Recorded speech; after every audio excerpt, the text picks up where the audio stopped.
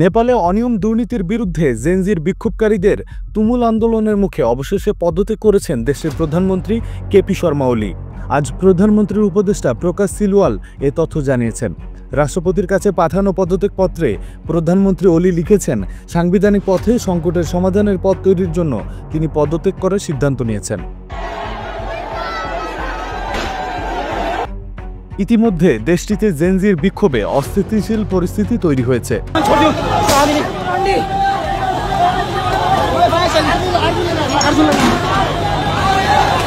বিবিসির খবরে বলা হয়, নেপালের প্রধানমন্ত্রী ওলি ও সাবেক প্রধানমন্ত্রী শের বাহাদুর দেওবার সহ বেশ কয়েকজন শীর্ষস্থানীয় রাজনৈতিক নেতাদের বাড়িতে হামলা ও ভাঙচুরের ঘটনা ঘটেছে।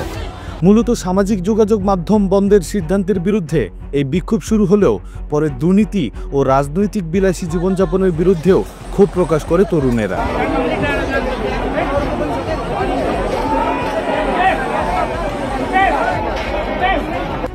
চাপের মুখে সরকার ফেসবুক, ইউটিউব, হোয়াটসঅ্যাপ সহ ২৬টি প্ল্যাটফর্মের ওপর আরোপিত নিষেধাজ্ঞা তুলে নিলেও আন্দোলন থামেনি। ফায়ার সার্ভিস জানিয়েছে, গতকাল সোমবার বিক্ষোভে ১৯ জন নিহত হওয়ার পরে আজ সকালে আরও ২ জনের মৃত্যু হয়েছে। রাকিব বিন কুদ্দুস, খবরওয়ালা।